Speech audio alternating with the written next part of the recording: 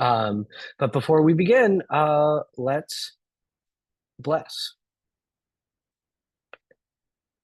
Baruch atah Adonai Eloheinu melech haolam asher kidshanu b'mitzvotav v'tzivanu la'asok b'divrei Torah. So I'm actually not doing Hanukkah Torah. I didn't even think about it. It didn't cross my mind to do Hanukkah Torah, and I have so much Hanukkah Torah. But instead, we're doing Parashat Torah. And it feels to me what jumped out at me from the Parsha this week was the relationship between truth and justice throughout the Joseph story. All of it, the whole story, goes back and forth between lies and truth and punishment and reward and old lies coming back to bite people, um, people being punished for speaking the truth, and then coming out on top. It's all really about that very human dynamic of truth and falsehood. And we're living in a time where truth and falsehood are often very difficult to parse out. People are living in almost hermetically sealed bubbles of different truths. And what I kind of wanted to pull out from our Torah portion this week is the idea that truth wins out. Even when it feels like things are at the darkest moment, even when you are experiencing what could feel like the worst moments of your life, eventually truth will win out. And so I wanted to start with a psalm. Emet me'eretz tismach, v'tzedek mishamayim nishkaf. Truth springs up from the earth and justice looks down from heaven. It's a beautiful piece of poetry. And it talks about the relationship between heaven and earth. And there's lots of different midrashim about this. And this midrash that I brought tries to elaborate it with regard to tzedek, with regard to righteousness or justice. The idea that when judges judge righteously, then truth will spring out of the land, right? And that there's this back and forth. I'm just going to read it out. During the time that the judges judge righteously, they affect tzedek, righteousness, with the people. As stated, truth shall spring up from the land, while righteousness looks down from heaven. During the time that true judgment springs up from the land, God affects tzedek, righteousness, with the people. He also saves them from divine punishment and afflictions while goodwill comes into the world. So what this is saying, ultimately, is that leadership, the people imbued with power, it is their responsibility to maintain truth. It is their responsibility to create systems that rely upon truth, that uphold truth, and that when our systems do that, then God brings righteousness from above. So it's a feedback loop of truth and righteousness. And one can imagine the inverse, right? That if leadership is being false, is lying, is lifting up mistruths, then the opposite will occur. That God will not save them from divine punishment. God will not affect righteousness with the people. God will afflict the people, and goodwill will not come to the earth, right? And before we get to the Zohar, which I'm just going to skim this Zohar so we can get actually into the story of Joseph. I want to clarify what I'm talking about when I talk about God in this instance.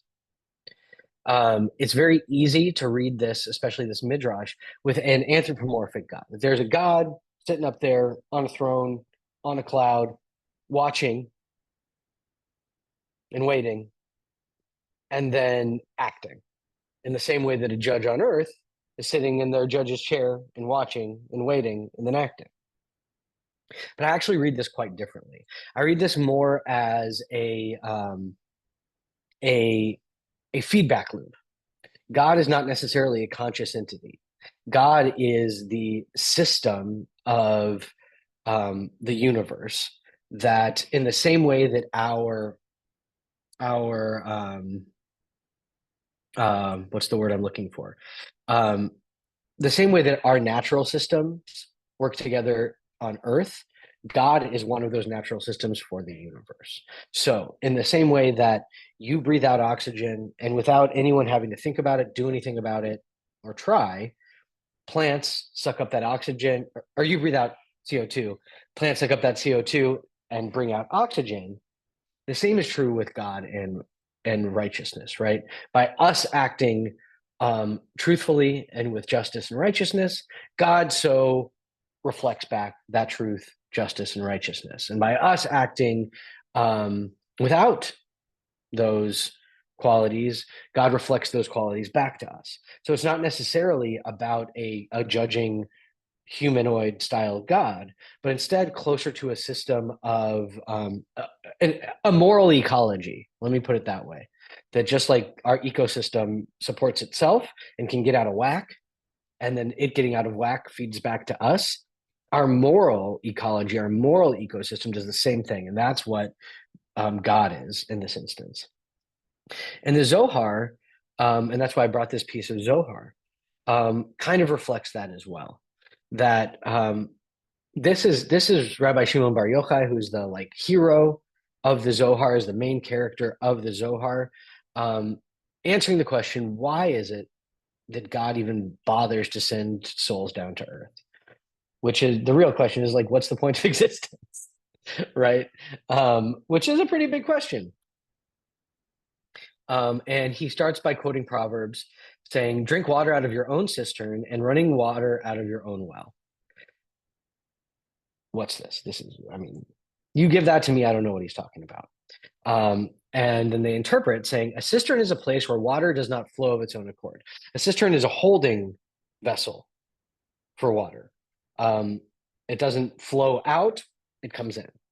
The only way it comes out is if someone takes it out. It says, so when does this water flow? So how do we get the water running in? When the soul is perfected in this world, when it ascends to the place to which it is linked, which is to say, when we behave righteously and with a proper observance of the mitzvot, whatever that may mean to you, our souls ascend and link with the higher realm, link with that ecosystem of God that I was talking about, then it is perfect on all sides, both above and below. So it is up to us to make sure we maintain that moral ecosystem and maintain that equilibrium. And so when the soul ascends, saying when we behave righteously, follow the mitzvot, the desire of the female aspect of God is aroused for the male. So the Zohar is very erotic poetry. What it's talking about, the female aspect of God is the indwelling aspect of God in our reality, the God that we can experience in our lived world. And it is reaching up towards the God on high that we can't experience in our lived world. But through our good behavior, through our following of the mitzvot, we allow them to unite, which is to create that equilibrium that I'm talking about. And again, this is actually, it is using like sexuality language, right? The Zohar does that a lot to talk about the relationship between God and humanity. But we can also look at that from an ecological point of view, that by us behaving in a certain way, it causes the indwelling of God in our world to reach up like plants would grow when they were watered well, and the aspect of God on high, this we can maybe equate to the sun, to reach down, which plants also need, right? And so this is the Zohar, and this is a very mystical and kind of complex language saying what I was trying to say before, which is that this isn't about a God on high that's like a human. This is about an ecological, moral, and spiritual system. And so, how does that relate to our story this week? So I'm not going to read all of this out. Actually, first, let's take some questions. I'm going to look in the chat, see if there are any questions in here. I just threw a lot of kind of crazy stuff at you.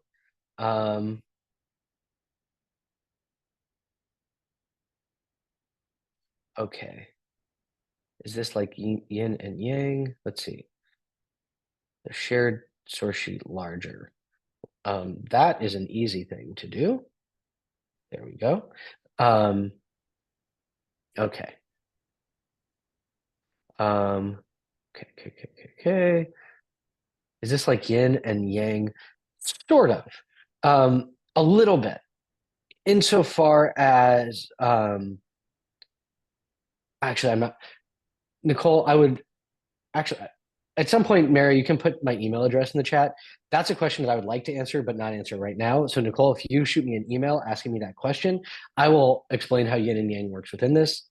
I would have to explain Yetzer Hara and Yetzer Hatov. Too much to explain right now, but I will at another time if you email me. This does not feel right to me. There should be nothing automatic about the relationship between truth and righteousness. The previous is all intentional, unlike the relationship between CO2 and O2 loop as articulated, which is automatic. It is automatic unless we cut down all the trees, right? Unless we deforest the planet, unless we release too much CO2 through burning coal.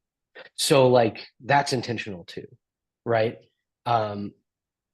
According to Jewish tradition, before Adam Harishon, the first human, ate from the tree of tree of good and evil, it was automatic.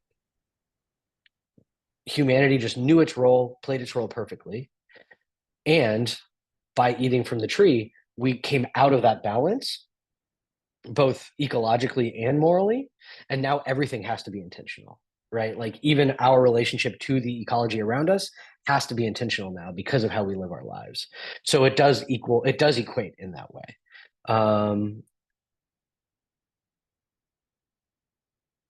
Andrea, that's a fair point. It doesn't say if and only if um, in that text, but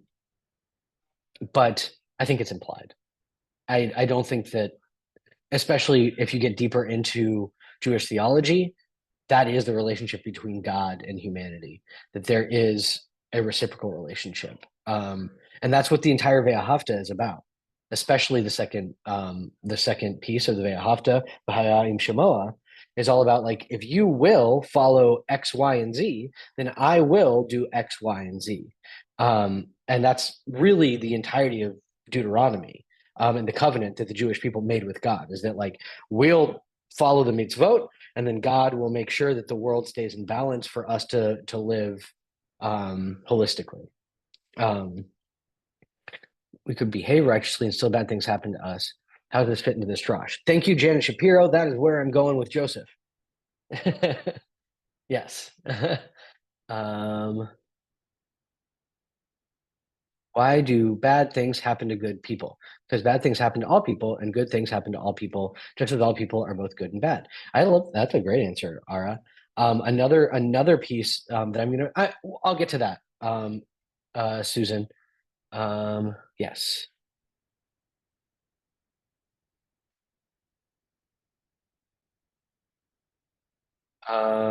Sorry, Jeanette, that you're not in agreement with me, but that's okay. We're Jews, and you know, two Jews, three opinions. Um, all right. So the beginning of the story of Joseph is that he has a dream. And this dream is a very thinly veiled metaphor of his brothers bowing down to him. And he has this dream and then he tells his brothers. And obviously, they're angry, right? They don't like it because he is the second youngest brother. He's also been favored. As you probably all know, Jacob gave him a fancy coat and didn't give anyone else a fancy coat. And then he goes even further and has another dream in which also his parents are bowing down to him. And he tells them this, right? Um, and so there's a big question here as like, he's not lying, right? The text doesn't say he didn't have these dreams or that he made them up. He had these dreams. And we know with the benefit of time that they end up coming true, right? Like, he didn't know the context for them. No one knew the context for them at the time because the future hadn't happened yet, but they were prophetic dreams. And they end up coming true. And he told the truth, but then something very bad happens to him, but something very human, where his brothers first say they're going to kill him. They don't kill him. Then they sell him into slavery. Um, and then this is where the lie comes in. So we've got a truth that is an uncomfortable truth, which is that Joseph is going to basically rule over his entire family, which again, we know does happen in this story. And when it does happen, they're all very happy for it. But being told that in advance, they are not happy about. And they get mad and they get jealous and they sell him into slavery. And then the brothers take Joseph's clothes, dip it in blood, show it to Jacob, and say, sorry, Joseph died. And so there is a piece in here that isn't explicit, but I think our biblical forefathers and mothers added on purpose, which is the deception here comes through clothing, right? There's this piece of clothing that Jacob gives to Joseph, and that gets used to convince Jacob that Joseph has died. But this is not the only time that there is clothing used in deception in the story of Genesis.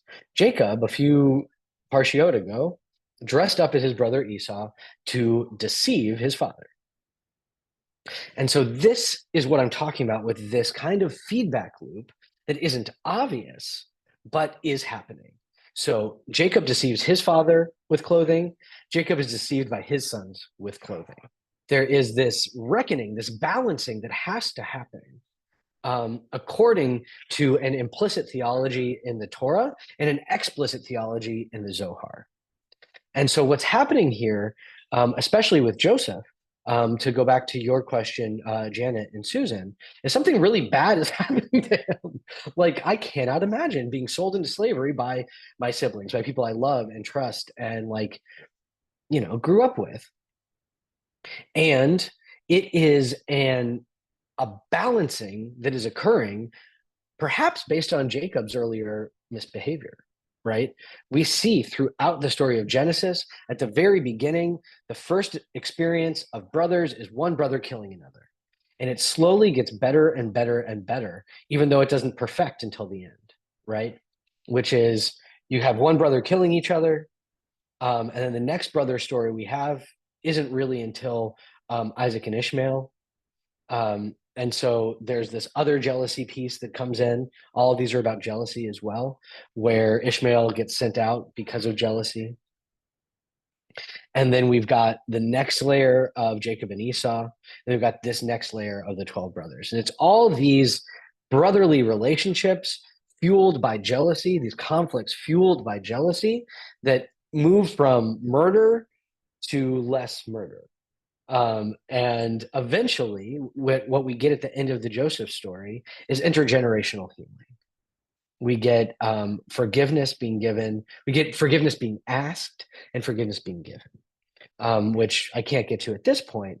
But right now, in this story, we see, if we just plop ourselves into Joseph's viewpoint, definitely why are bad things happening to good people would be the first thing that comes to his mind.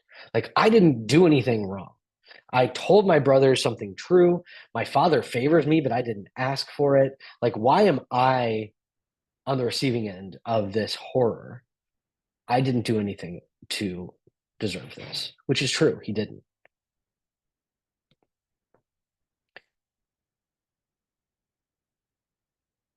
And one of the weirdest things in this Torah portion is that we just leave the story of Joseph there for a second and pick up this completely different story about Judah. It is a very strange interpolation, and I think it comes to tell us the exact same thing that I was just telling. So in this story, Judah has three sons. The first one marries Tamar and is killed for sexual impropriety. The second one marries Tamar and is also killed for a similar reason. They just refuse to. It's all very patriarchal. They refuse to get Tamar pregnant for whatever reason. It's not clear in the text, but in this time and in this place, a woman becoming pregnant is the most important thing. That is a thing we see over and over again in the book of Genesis. Not to say that that is true today. It is not true today. That's just part of these stories. So just a trope throughout these stories. So Judah has a third son and refuses to marry that son to Tamar, because he's afraid that he'll die. His third son will die too. Um, and there are laws around this in the Torah that it's called levirate marriage. Is this whole thing.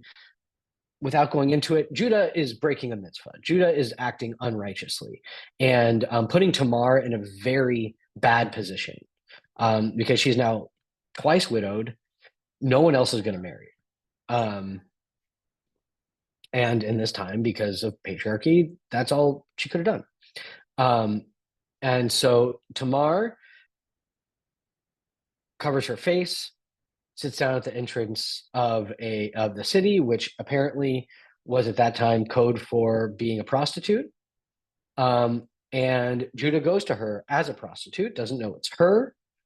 Um, and as part of the transaction, he gives her three major identifying markers of his seal, which is a like what you would seal cuneiform with. It's like a signature. His cord, which I believe is like his belt, and that's like also something that is like very special to him, and then his staff, which is also something very special to him. So these are all identifying markers, right? These are things that he's giving to Tamar that like Tamar will be able to say like, I've got all this stuff to prove that this was this dude, because he says that he's going to send her a goat as payment. But she disappears because she's not an active prostitute. So he can't find her to give her the goat. And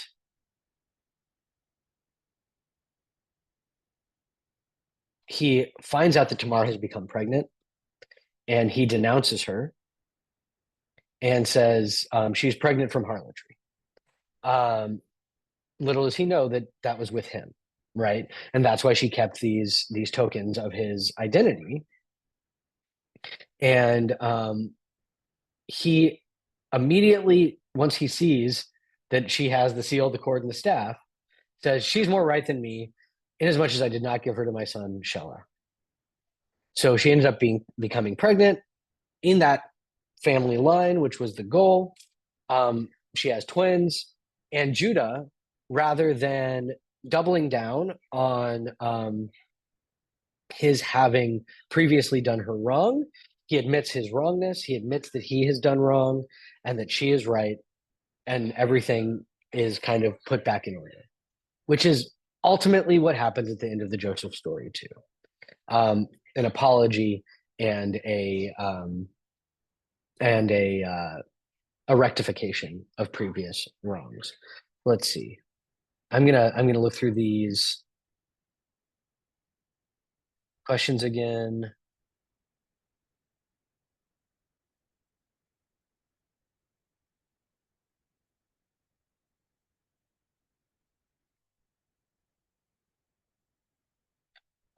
Okay. Um, Laura, that's a good question. Joseph tells his brother his dreams. His brothers interpret them. He doesn't tell them they'll bow down to them, to him. Does this affect the reading of the story? Yes and no. I mean, I think it's pretty obvious from the dreams, and we also find out later on that Joseph's really good at interpreting dreams, so he probably knew. Um, and clothing, a veil is used for Leah to cover up who Jacob is marrying. Excellent, Lois. That's another kind of theme here of trickery and dishonesty, leading ultimately actually to rectification, but hardship due to that dishonesty. Different mothers, different homes, different geography, like karma. Joseph brought malicious stories. Um, One could read them that way, but he was just recounting his dreams. Um, okay.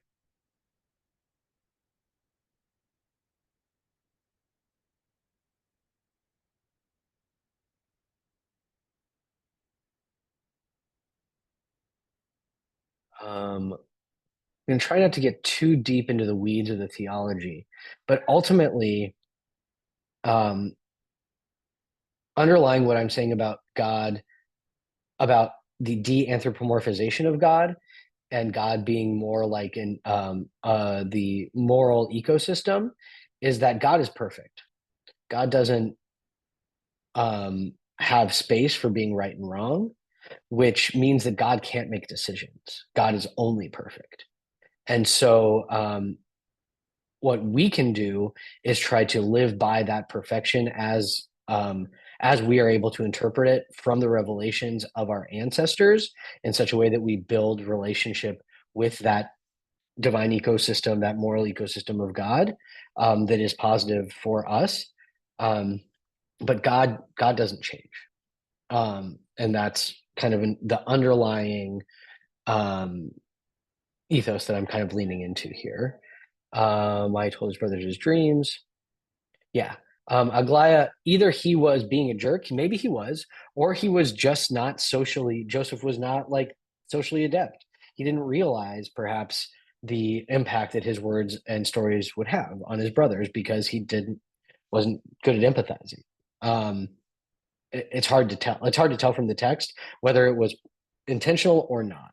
Um, my guess would be not, because I feel like if it was intentional, we would know, because later we are given glimpses into the brothers' intentions with regard to Joseph, and we're not given, because they're negative, and we're not given glimpses into Joseph's intentions. Um, yes, more duplicity, Laura. Exactly. Judah is duplicitous with Tamar, and then she with him. Exactly. And then the only way that it works itself out is through bad things happening to both of them, right? And then they have to come around to rectification together. Um, the brothers dip the coat into the blood of a kid. Ooh, yeah. The kid is symbolic of deception among family members. So too, Isaac is deceived by Rebecca with meat and fur from kids. Yes, very good, Rob. I love that. Thank you for like elucidating that theme.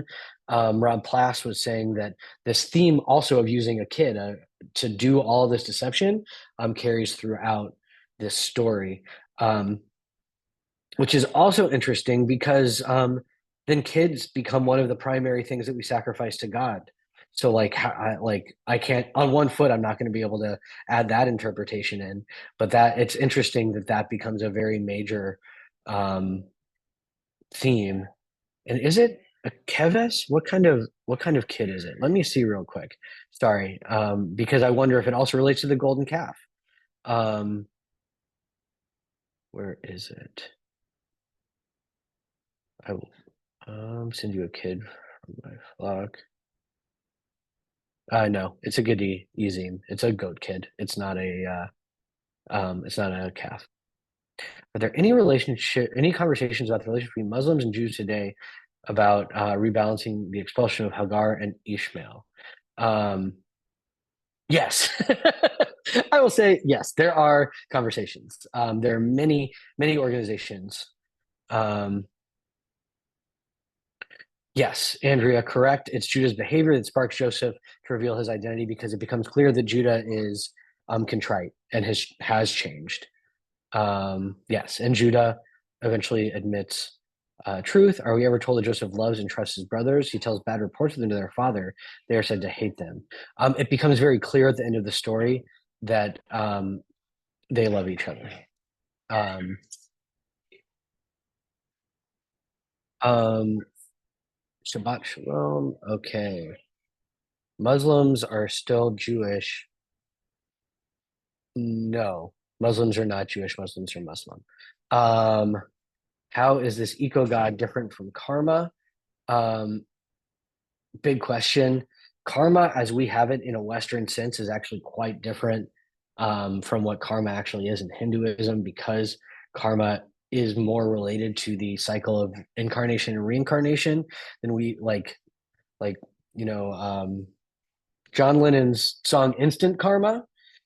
Is kind of a representation of a Western style of karma that actually isn't endemic to Hinduism.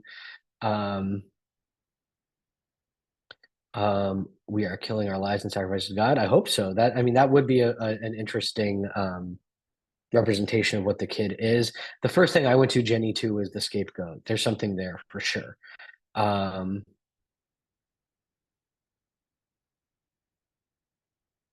Let's see. Okay, great. So I answered all those questions.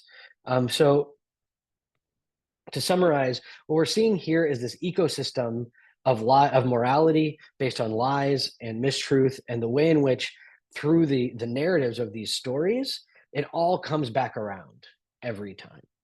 That you can't lie to get out of something or lie to get what you want and not have it come back around to you in some way, shape, or form. And my contention here is that that's built into the nature of our relationship with God. And that's what these narratives are attempting to show us. And then that's also what the Zohar kind of tells us about our relationship with God. All right. And so this is the last kind of cycle of lies and truth coming around. So Joseph eventually gets out of prison.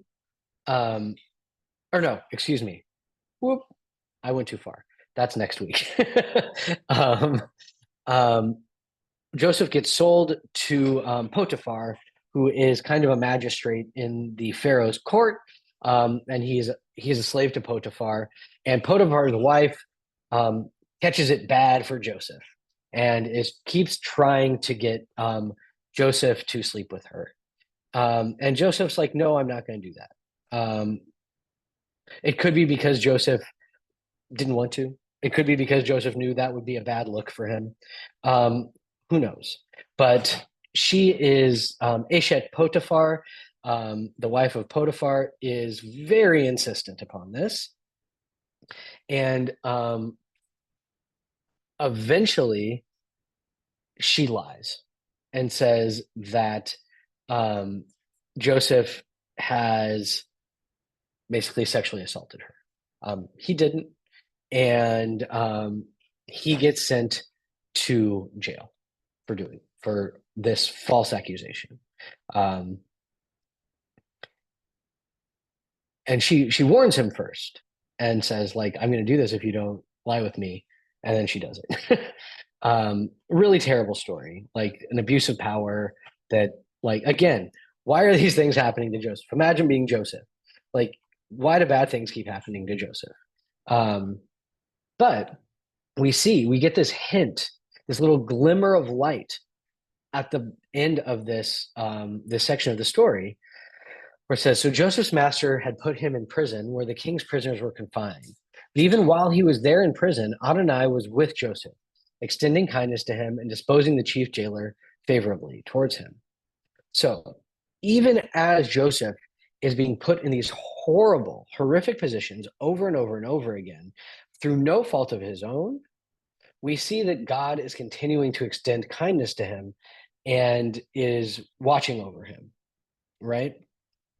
And perhaps this can be because he's not doing anything wrong. He's not lying. He's not cheating. He's not behaving poorly. Obviously, in the grand trajectory of our story, the Torah has not been revealed yet, so he doesn't know the mitzvot in a way that we would understand it. But our rabbinic ancestors kind of said that all of the avot v'imahot knew the mitzvot just intrinsically before the Torah was revealed. But that information got lost over the 400 years of slavery in Egypt, and that's why the Torah had to be revealed. But Joseph's not doing anything wrong, and Joseph's continually punished, right? And the outcome is him ending up in prison, but the chief jailer becomes favorably disposed to him, which means that he has some freedoms. He has the ability to eventually get his freedom back by, once again, using his talent and skill of dream interpretation, which then does make me wonder if he knew what those dreams meant when he told his brothers. But this whole process that Joseph goes through, which is perhaps him having to, if we think again about this in an ecological way, him being part of the recompense that Jacob has for his bad behavior. So it's not his fault. He is experiencing the effects of the sins of his father, which we see in early biblical theology as a core point of early biblical theology, that the sins of the father does pass down to the son. Then we get to later biblical theology. Once we get to Ezekiel, Ezekiel says, no, this is not true. Maybe this was true once, this is no longer true. But at this point in biblical theology, because the theology of the Bible changes throughout, that is a belief. And so we can see how that maybe is working in this instance, insofar as Joseph is having a horrible time, and at the same time, God is with Joseph, extending kindness to him and helping him, right? So as we think about why good things may happen to bad people and bad things may happen to good people, the overarching kind of question is usually framed in major bad things happening, right? Some tremendous tragedies happening to good people. And at the same time, and like I'm going to preface this by saying this is not something I will ever say to someone coming to me asking me for guidance, help, support while they're experiencing something bad, right? Ever. I would never say this to someone currently in distress. I don't think it's helpful. I think it's an idea that people have to come to on their own if they want to, if they can, if they do, well after they have experienced horrific events. But that, you know, Rav Mr. Rogers said, when bad things are happening, look for the helpers, right? And the same thing is true when, and it's not just about other human helpers, it's about the things that happen that do alleviate that suffering, that do give you the sustenance to go on, that do empower you to continue moving forward, even through horrible things happening to you when you're a good person. There are these little blips, and that's what we're seeing here with this language of Adonai being with Joseph. And it helps us understand why the bad things may be happening, because it may not have anything to do with us. We may be part of this system that is larger than us, that is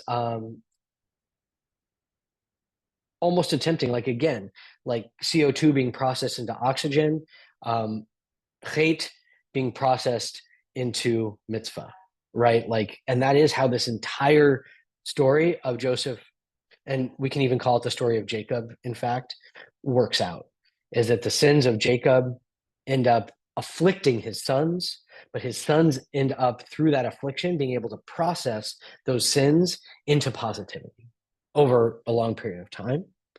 But that's what I see in this story. Also, I want to lift up that this is a story, right? This is a narrative. It is a, perhaps, depending upon how you view it, fiction, trying to reveal universal truths to us through the story, but our lives aren't fiction. Our lives don't work like this, right? Like, you may not live to see that moment of reconciliation if something bad has happened to you and your family, which is very sad and very hard. And this hopefully gives us the hope that even if we don't live to see that reconciliation happen in our family, in our world, between our peoples and other peoples, that it will happen eventually once all of this hate, sin, or wrongdoing has been processed. And so I'm going to end with another line from Zohar that helps us see how this process works, that the Shekhinah is above in the 12 regions of the holy chariots and among the 12 supernal creatures. So what this is saying is that the Shekhinah, which is the feminine aspect of God we were talking about before, the indwelling of God that we can experience in this world, exists above, and the Shekhinah is below among the 12 holy tribes. So the Shekhinah is amongst the Jewish people. So there is two parts, perhaps split, or perhaps connected. It says, thus the Shekhinah above and below is comprised together, and everything is united at one and the same time. Therefore, when Israel is in exile, she is in disorder below, and she is also in disorder above because she is in disorder below. And this is the significance of her being in exile with Israel. She shares their exile.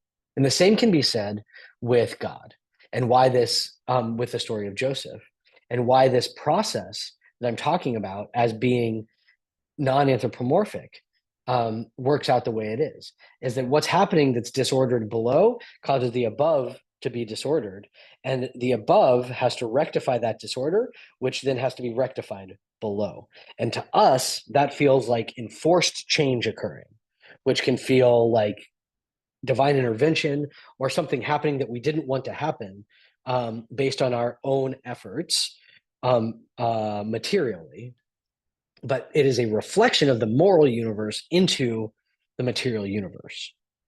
It is this. It is a reflex, um, in the same way that I was saying before, that it kind of works as an ecosystem, and that's what we see playing out throughout the story of Joseph, and why perhaps bad things happen to good people, or bad things happen to Joseph at least, is that through his experiences, the uh, that disorder above caused by his ancestors was reordered below. Um, so I'm going to go back for our last questions. Um,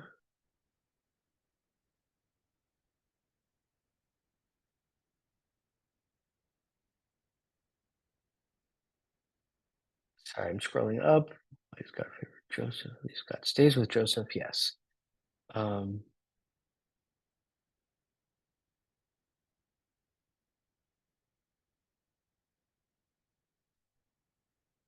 how is the eco god different than karma? Again, karma is a thing that's played out over many lifetimes in the Hindu tradition.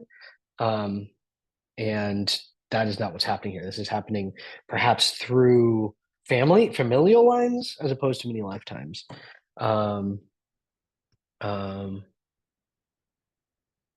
Saul, Rabbi Oreski, I'm not sure what you're referring to with the shelshelet. She lies because he does not lie with. Yeah, Margot, I like that play on words. Too much anthropomorphism is misleading. Yes, I agree. um, and God stays with Joseph. That's supposed to reinforce, yes, Janet. So to me, that reinforces our belief that even when we're experiencing something that feels unfair to us, that there is some energy from that divine force that is staying with us and keeping us going through it. Because what we're doing is processing, um, something that is beyond us through our lived experience. Why does God favor Joseph? I don't know that God does favor Joseph, over the brothers. Maybe because he's not selling his other brothers into slavery. Um, God is with Joseph in this moment of despair. Um,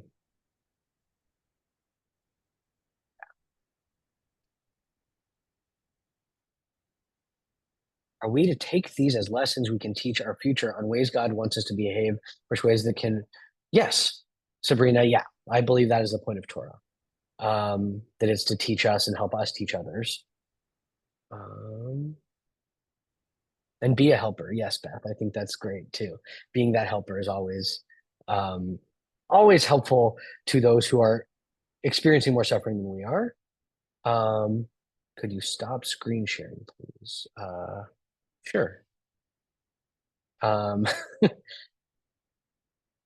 why do we make ourselves believe in bad people and good? We are a mix of good and bad. Ara, I agree. Um, I agree. Ultimately, and that's where the Yetzer Hara and Yetzer HaTov comes in. But unfortunately, I don't have time to explain all that, because that is a very intricate piece of Judaism that's actually like not explored enough, because I think it is actually integral to the rest of Judaism. Um, Viktor Frankl, yes. Why do we mention Ephraim and Manasseh instead of Joseph on Friday nights? All right, because at the end of Genesis, Jacob blesses Ephraim and Manasseh rather than Joseph, um, because they inherited that blessing rather than Joseph himself. They are the two half tribes of Joseph. So that's why Ephraim and Manasseh instead of Joseph. All right. Thank you all so much. Thank you for your thoughtful question. Thank you for your pushback. I really appreciated this. I hope that you guys enjoyed it. If you have other questions, please feel free. That my email is in the chat. Um, Shabbat Shalom. Happy Hanukkah.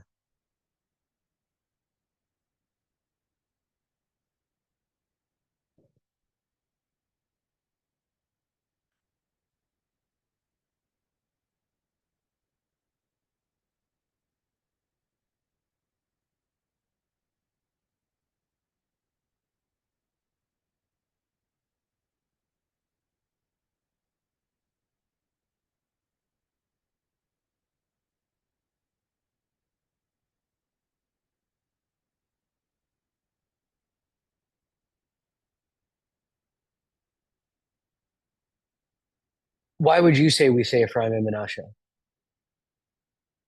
I'd love to hear your drash.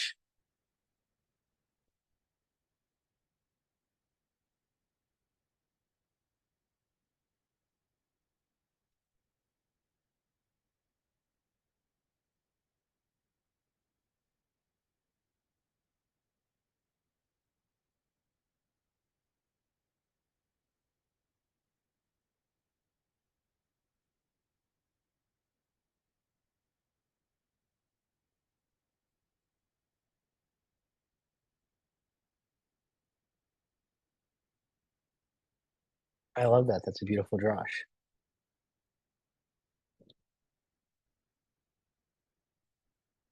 Oh. I see what you're talking about. The trope mark, Rabbi Reski. I see what you're saying. Yes. Okay. All right. Good Shabbos and wonderful Hanukkah to you as well. All right, everyone. Have a great weekend. And I hope to see you all soon.